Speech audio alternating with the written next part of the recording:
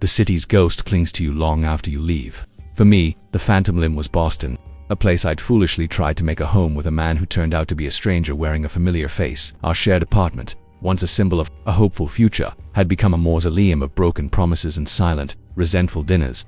The breakup was less of a dramatic explosion and more of a slow, agonizing decay, and when the end finally came, it left me with nowhere to go but backward, back to my parents' house in the sprawling, sleepy void of western Massachusetts.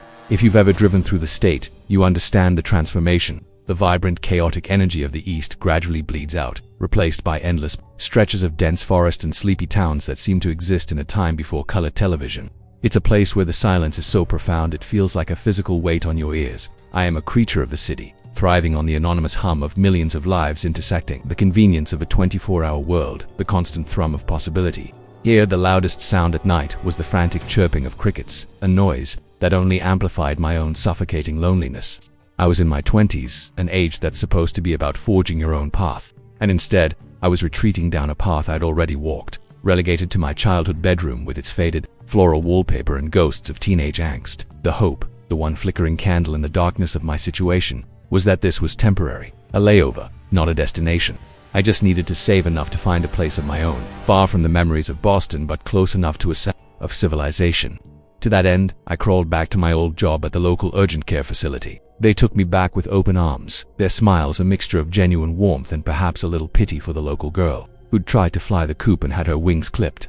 The price for this steady, if uninspiring, employment was the hours, the undesirable shifts that no one else wanted, the overnights from 8 p.m. to 4 a.m. I was the gatekeeper of minor medical emergencies in a town that largely slept through the night. The shifts were a study in surreal boredom, long stretches of silence punctuated by a child with a fever or a construction worker with a splinter. The real toll was on my body and mind.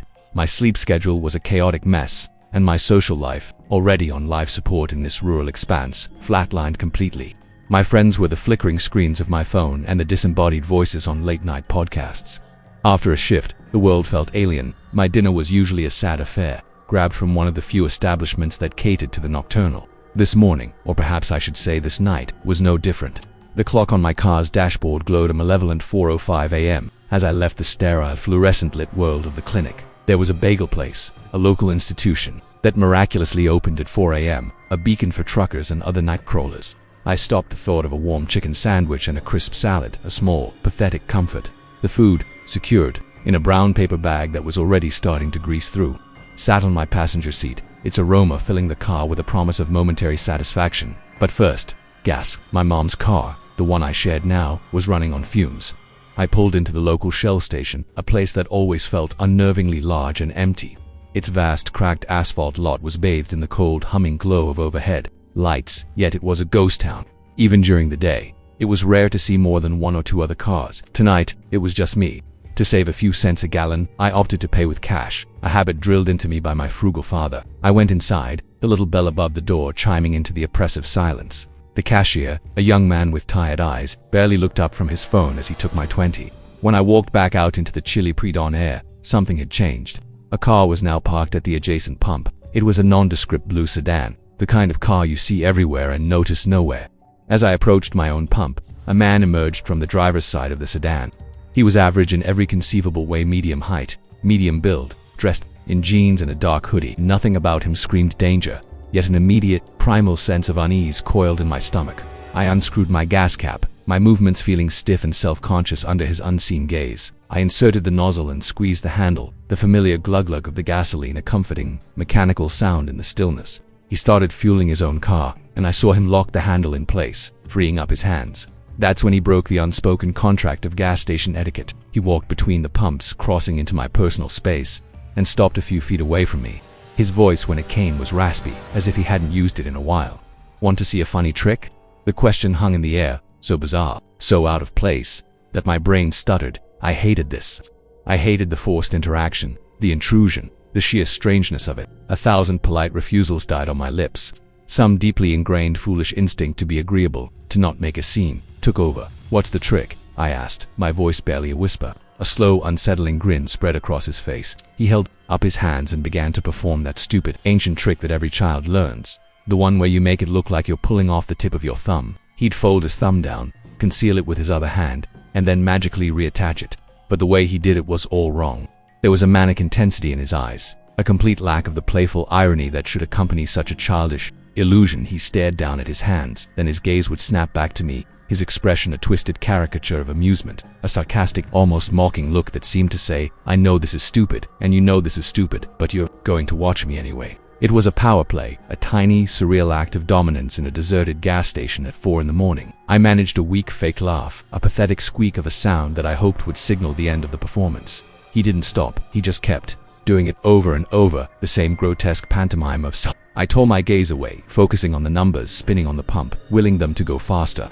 My heart was a frantic drum against my ribs. I tried to project an aura of complete disinterest, hoping he would take the hint and retreat to his side. Of the pumps, he didn't. The soft click of the nozzle shutting off was the most beautiful sound I had ever heard. I was free. I yanked the nozzle out, probably splashing a little gas on my shoes, and slammed it back into its holster. Without a single glance in his direction, I practically sprinted back inside to get my change. When I came back out, my change clutched in my sweaty palm. He was gone, vanished, but his car was still there. The blue sedan sitting silently, the hose still connected, still pumping gas into its tank. A cold dread, far more potent than the initial unease, washed over me. This was wrong, all of it. I didn't want to be there a second longer. My paranoia, now fully engaged, screamed at me. I fumbled with my keys, unlocked my car, and threw myself inside. Before I did anything else, I twisted around and checked the back seat. Empty. It was a small relief, but the fear lingered. I locked the doors with a loud, definitive thud and peeled out of the gas station, my tires squealing slightly on the pavement. The drive home was a short 5 minutes, but it felt like an eternity. My eyes were glued to the rearview mirror, searching the darkness behind me for a pair of headlights, for the shadow of a blue sedan. I saw nothing. The road was as empty as it had been before. I told myself I was being ridiculous, that he was just a weirdo, a harmless eccentric, but I couldn't shake the feeling that his headlights were off, that he was gliding through the darkness behind me like a shark. When I pulled into my parents' driveway, the familiar sight of the house offered a fragile sense of security. I parked the car, my hand trembling as I turned off the ignition. The chicken sandwich on the passenger seat now seemed like a relic from another lifetime. I grabbed the bag and scurried to the front door, retrieving the spare key from its hiding. Spate, a loose brick on the edge of the garden bed. I unlocked the door, slipped inside, and, out of pure habit, carefully placed the key back under the brick before locking the deadbolt behind me. The house was still and silent. I tiptoed to the kitchen, the need to eat suddenly warring with the adrenaline still coursing through my veins.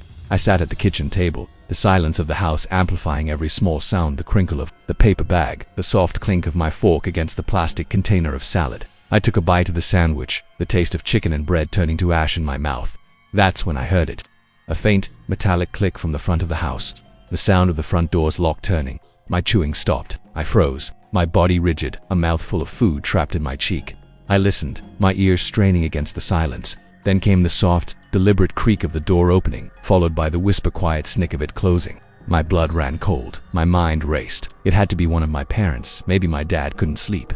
With a mouthful of half-chewed food, I managed to call out, my voice thick and shaky. Mom, Dad. Silence. A heavy, absolute silence that was terrifying than any answer. I didn't hear footsteps. I didn't hear breathing. It was as if a vacuum had been created in the foyer. I pushed my chair back, the sound of its legs scraping against the linoleum floor deafeningly loud. I crept out of the kitchen, my heart pounding in my throat, and peeked around the corner into the foyer. It was empty. The front door was closed and locked. But I knew what I had heard. I wasn't crazy. Panic, sharp and electrifying, seized me. I turned and fled up the stairs, taking them 2 at a time, my bare feet slapping against the wood. I burst into my parents' bedroom without knocking, my breath coming in ragged gasps. The sight of them, both asleep in their bed, jolted by my violent entry, sent a fresh wave of terror through me. They were here, both of them, which meant someone else was in the house. I tried to speak, but only a choked sob came out. My dad, seeing the pure panic on my face, didn't even ask a question. He threw back the covers and was out of bed in an instant. "What is it?" he demanded, his voice low and urgent. "Someone's in the house," I whispered, the words feeling foreign and impossible. I heard them come in the front door. My dad moved with a purpose that belied his age. I followed him, a terrified shadow at his heels, as he systematically flipped on every light switch we passed, flooding the hallway and the stairs with a harsh, revealing glare. My mom, now wrapped in a robe, followed us, her face pale with fear. Dad went to the front door first and then out onto the porch. He came back in seconds later, his face grim. "The spare key is gone." The words hit me like a physical blow. My mom, even in her fear, found the strength to lecture me. "I told you, you have to be careful. You can't just put it back without looking around." Her words were sharp, but they were laced with a terror that mirrored my own.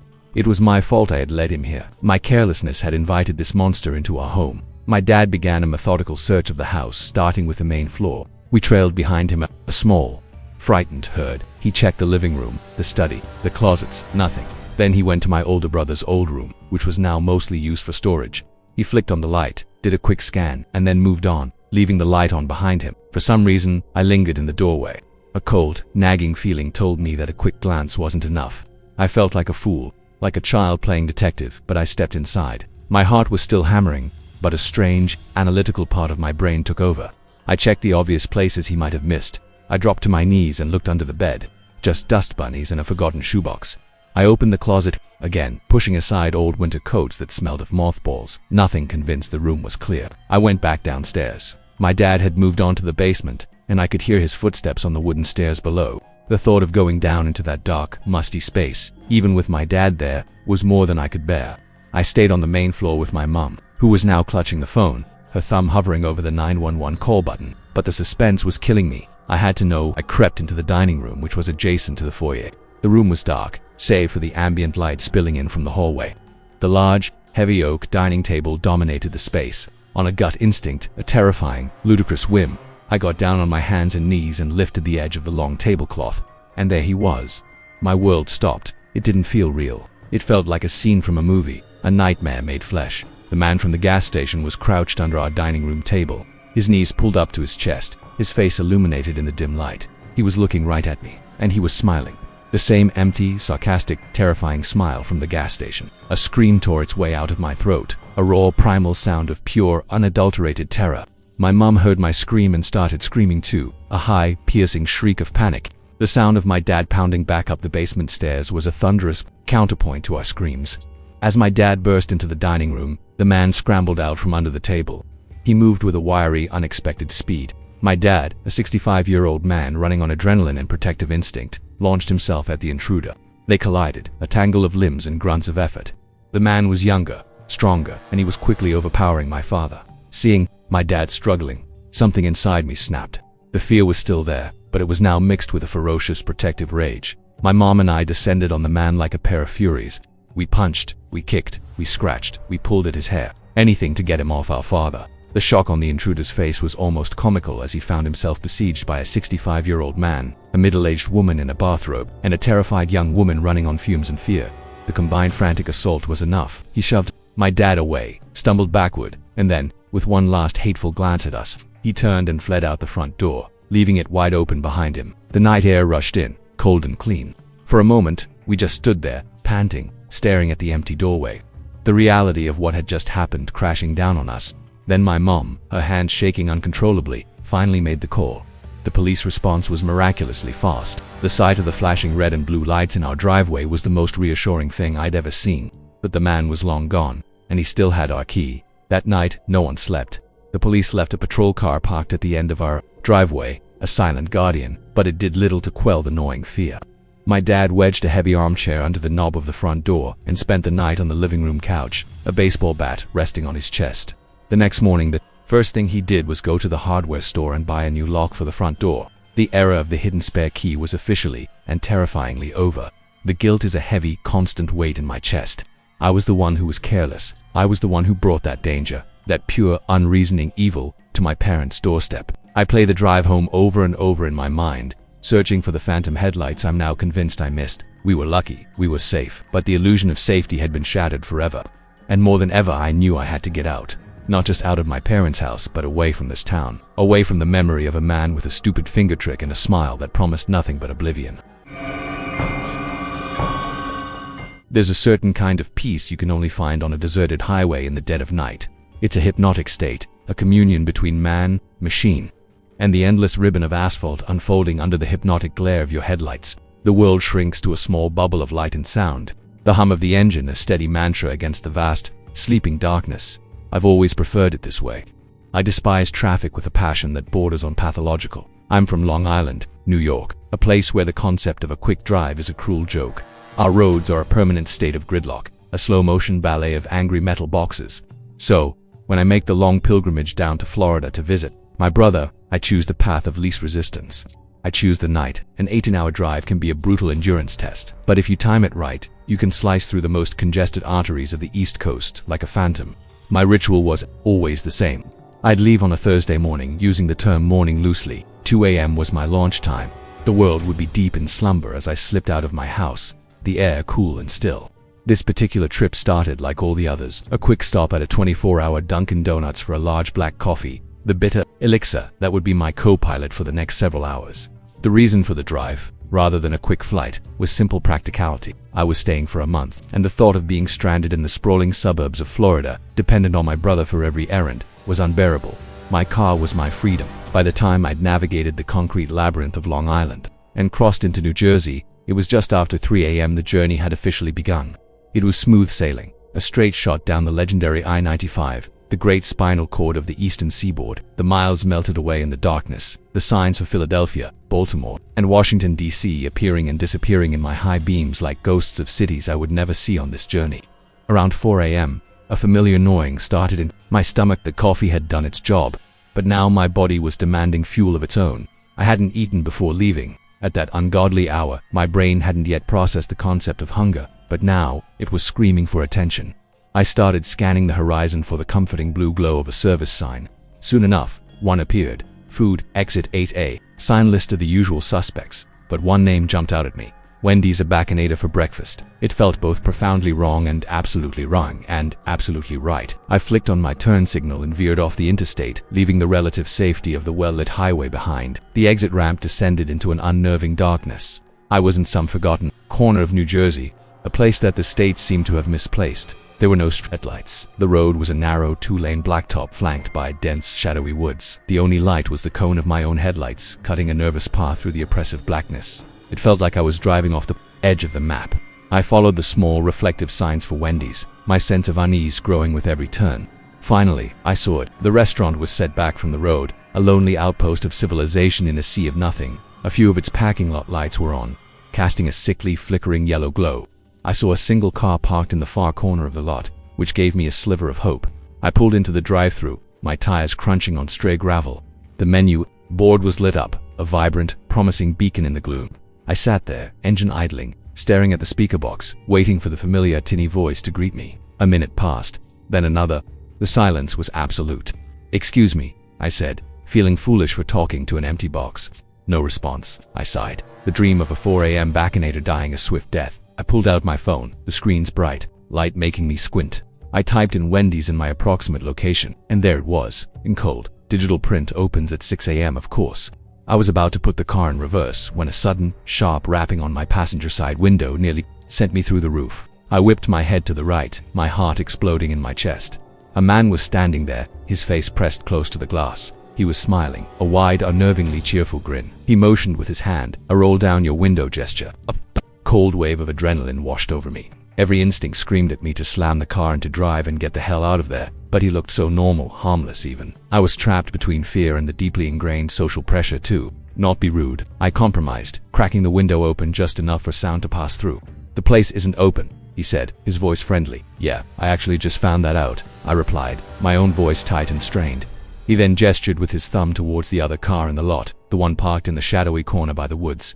"I'm stranded," he said, the cheerful demeanor slipping slightly to reveal a layer of desperation. "My battery died. I saw your headlights and was hoping you could help me out." He practically begged, his hands clasped together in a pleading gesture. "Could you give me a jump, please?" I hesitated. The situation felt off. The deserted location, the late hour, his sudden appearance. My mind raced through a litany of horror movie scenarios, but then I looked at his face again. He just looked like a guy in a tough spot, and I had the power to help him. The thought of karma, of what might happen to me down the road if I left this man stranded, gnawed at me. "I don't have jumper cables," I said, hoping this would be my out. "Don't worry," he said, his smile returning at full force. "I have them in my trunk." I took one last, long look at his car, nestled ominously by the dark tree line. Against my better judgment, I heard myself say, "Okay." I believed in karma, and I knew that if I drove away, I'd be inviting a cosmic debt that I didn't want. To pay, he backed away from my car, a look of profound relief on his face. I pulled out of the drive-thru and drove over to his vehicle, parking head next to his so our hoods were aligned. I popped my hood and got out, the the night air feeling suddenly colder, more menacing. He went to the back of his car, popped his trunk, and produced a set of red and black jumper cables. The whole process felt surreal.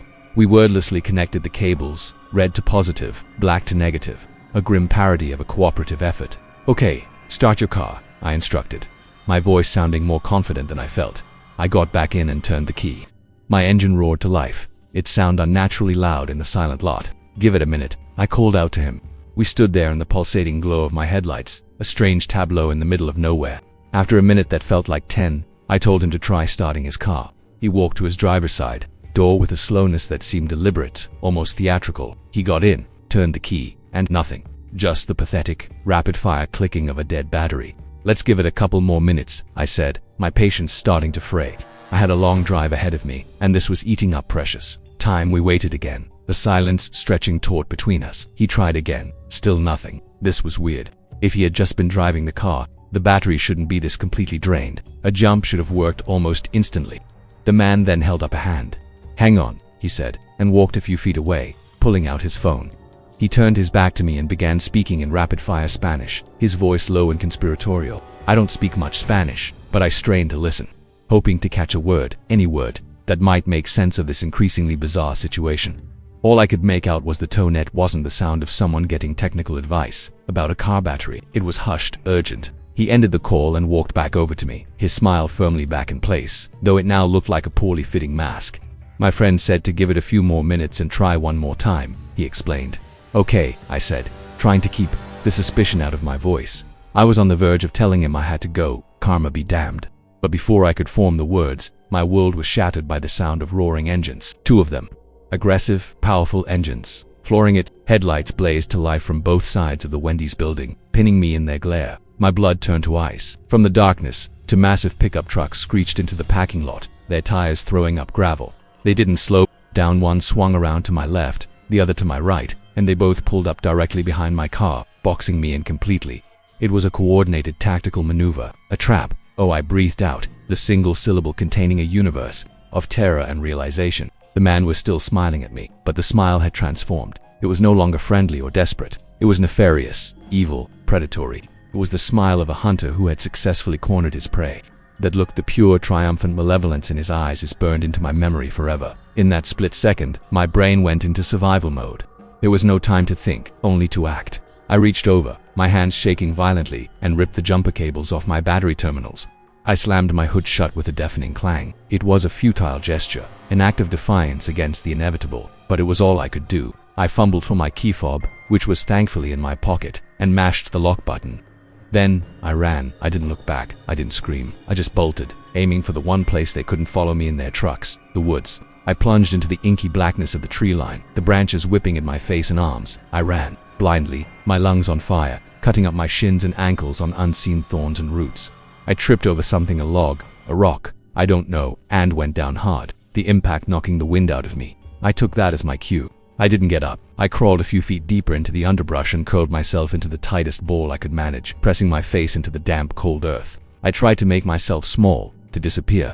Then I heard the yelling, men's voices, speaking in angry, guttural Spanish, echoing through the woods. They were looking for me.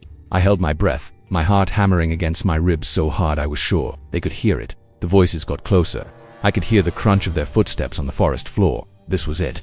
This was how it ended. I don't think it's possible to feel more tense, more utterly terrified than I did in that moment. I didn't know how many of them there were, or if they were armed, but I could distinguish at least 3 distinct voices, all of them getting nearer. I closed my eyes, bracing for the hand on my shoulder, the barrel of a gun against my head. And then, just as suddenly as they had gotten closer, the voices began to fade, moving back towards the parking lot.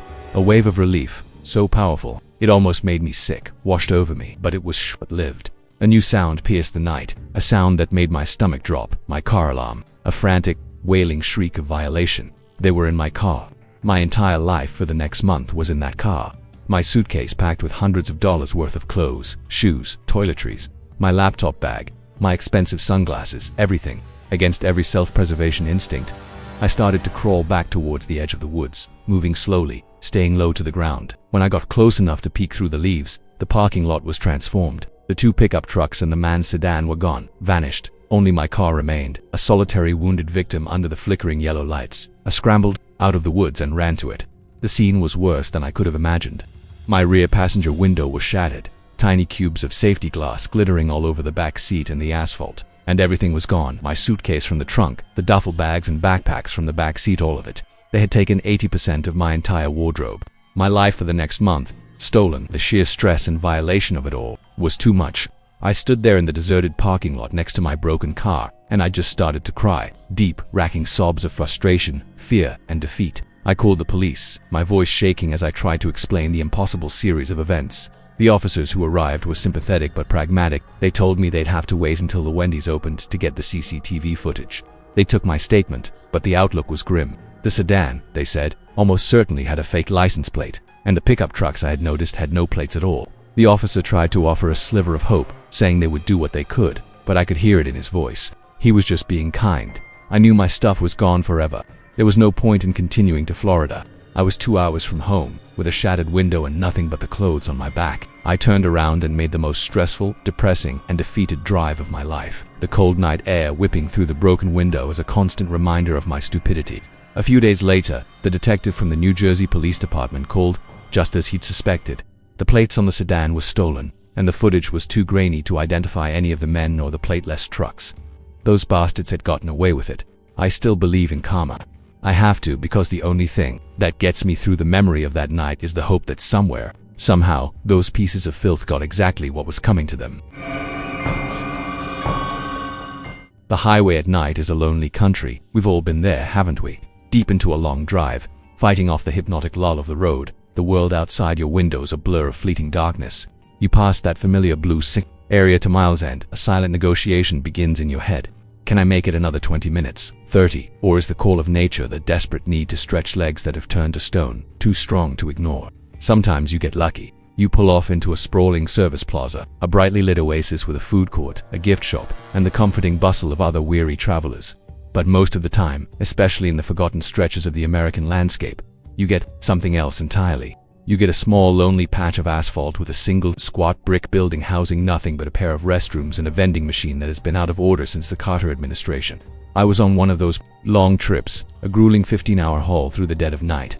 The specific geography doesn't matter. It was one of those bumend of nowhere places on the East Coast, where the interstates cut through miles of desolate farmland and dense, silent forests.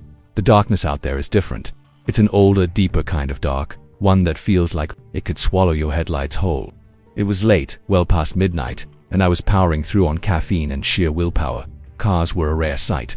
For long stretches, I was the only soul on the road, a solitary capsule of light hurtling through an infinite void. The antsy, uncomfortable feeling had been building for the last hour. My bladder was screaming, and my legs were cramping from being locked in the same position for so long. I started looking for the sign, my eyes scanning the darkness for that familiar blue promise of relief. When it finally appeared, it felt like a message from a higher power. A few miles later, I veered onto the exit ramp and into the rest area. It was one of the small ones, just as I'd expected.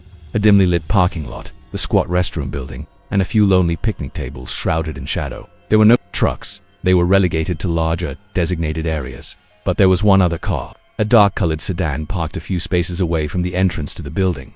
I considered the possibility that its occupant was asleep, catching a few hours of rest before continuing their journey. I parked, killed the engine, and stepped out into the cool, damp night air. The silence was immediate and profound. I stretched my arms over my head, my spine cracking in a dozen places. On my way towards the building, my curiosity got the better of me, and I glanced at the other car. The windows were heavily tinted, black, reflective squares that offered no clue as to whether someone was inside. It wasn't a big deal, just a passing observation, a small detail in a lonely landscape. I pushed open the heavy metal door to the men's room and was met with a scene of bizarre stillness. The room was clean, sterile even, smelling faintly of bleach. But it wasn't empty. In the far corner, a man was standing, his back to me, his head bowed down as if he was studying the scuffed linoleum floor. At first, my brain tried to normalize the image. He must be using the urinal, but a quick scan revealed that he wasn't facing the urinal. He wasn't facing anything. He was literally just standing in the corner of the room, facing the point where two tiled walls met. A cold, prickly sensation crawled up my spine. I paused just inside the doorway. 100 questions running through my mind. Was he sick? Was he on drugs? I almost called out, "Are you all right, man?" but the words caught in my throat. The sheer strangeness of the scene held me captive. It felt like I had stumbled upon a private, incomprehensible ritual. The need to use the bathroom, however, was still a pressing reality. The stalls were on the other side of the room, which meant I had to walk past him. My footsteps echoed unnervingly on the tile as I moved, my senses on high alert. I was almost scared to get near him, scared that any proximity would break the strange spell and draw his attention. I tried to keep a normal pace, to project an air of casual indifference, as if seeing a man contemplating a corner in a public restroom was the most normal thing in the world. I slipped into the last stall and quietly closed the door, but the strangeness of the situation followed me inside. I have a touch of what they call shy bladder syndrome. I find it difficult to go when others are around, and in this dead silent, tense atmosphere, it was impossible. The silence was the worst. Parted was absolute. I couldn't hear him breathing, shuffling his feet. Nothing. It was as if he had turned to stone. I stood there for what felt like an eternity, trying to relax, trying to pee, but my body refused to cooperate. Feeling utterly defeated and increasingly creeped out, I flushed the toilet anyway, the sudden roar of the water a welcome disruption to the oppressive silence. I opened the stall door and stepped out, and my heart stopped. He had turned around. He was still in the exact same spot in the corner, but now he was facing me. His head was no longer bowed, he was looking right at me, and I could see his face. I'm not a man who is easily scared, and I try not to judge people based on their appearance, but this man was, without exaggeration, the most terrifying looking human being I had ever seen. It wasn't a single feature, but the unsettling geometry of his entire face. His eyes were too wide, the irises a pale, washed-out color that seemed to absorb the dim light. They were set deep within dark, bruised-looking sockets. His skin was waxy and pale, stretched tight over sharp cheekbones. But it was his expression that truly horrified me.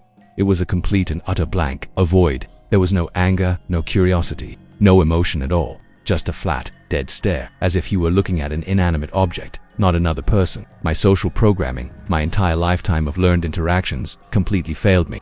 I was caught in the tractor beam of his gaze, a deer in the headlights. The 10 hours of solitary driving had left me socially raw, and this sudden, profoundly weird encounter had short-circuited my brain. Instead of saying something, anything, I just turned and fled. I didn't run, but I walked faster than I think I ever have in my life. I pushed through the door and back out into the night, the image of his blank face seared into my retinas. I got to my car, my hands fumbling with the keys, and wasted no time starting the engine and backing out of the parking space as I shifted into drive. I glanced in my rearview mirror, and I saw him. The man was walking out of the restroom, moving, not with a hurried pace, but with a slow, deliberate stride, his eyes fixed on my car. I stomped on the gas, peeling out of the rest area and back onto the highway ramp, desperate to put as much distance as possible between us. The relief of being back on the open road was immense, but it was overshadowed by a new, more urgent problem. I still had to use the bathroom. Now more than ever, I told myself the next rest area couldn't be far. 20 minutes, maybe 30. I could hold it. I focused on driving, pushing the car a little over the speed limit, my eyes constantly flicking to the rearview mirror. Was that a pair of headlights in the far distance, or just a reflection? Every flicker of light became a potential threat. I was right. About 20 minutes later, another blue sign appeared. The next rest area was a carbon copy of the last one, another lonely outpost in the darkness. As I pulled in, a wave of relief washed over me. The parking lot was completely empty. No dark sedans, no strange men. Thank God I parked in the spot closest to the restroom building this time, a small strategic decision that made me feel slightly more in control. I hurried inside, found a stall, and finally, blessedly, relieved myself. The sense of release was almost euphoric. As I was finishing up, zipping my pants, I heard the sound of the main door opening. Footsteps, slow, heavy, deliberate footsteps on the tile floor. My blood ran cold. I thought they would stop at one of the urinals, but they didn't. The footsteps continued unhurried across the room, coming straight towards the stalls, straight towards my stall, and then they stopped, right outside my door. I held my breath and looked down at the small crack between the bottom of the stall door and the floor. I saw a pair of shoes, worn scuffed-up work boots. They were standing so close to the door that the tips of the boots were almost underneath it. It had to be him. He had followed me. My mind went into overdrive, a frantic cascade of fear and disbelief. How I had been driving fast. I hadn't seen anyone behind me. My social anxiety, the same awkwardness that had paralyzed me in the first bathroom, was warring with a rising tide of pure terror. I had to say something. I had to break the silence. I cleared my throat, my voice coming out as a reedy, pathetic squeak. "Someone's in here." The words hung in the air, swallowed by the silence. There was no response. No sorry, no sound of footsteps retreating. Just the continued menacing silence from the other side of the door. Now I knew, this wasn't a misunderstanding. This wasn't a coincidence. I was in trouble. I was trapped. My mind raced, searching for an escape, a weapon, anything. But there was nothing.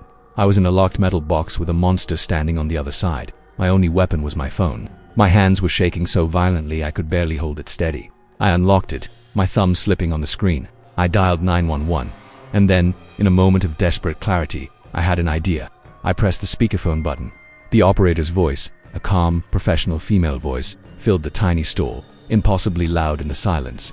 911, what is your emergency? I didn't whisper. I spoke loud and clear, projecting my voice so that the man on the other side would hear every single word. I'm at a highway rest stop. I'm being followed by a dangerous man.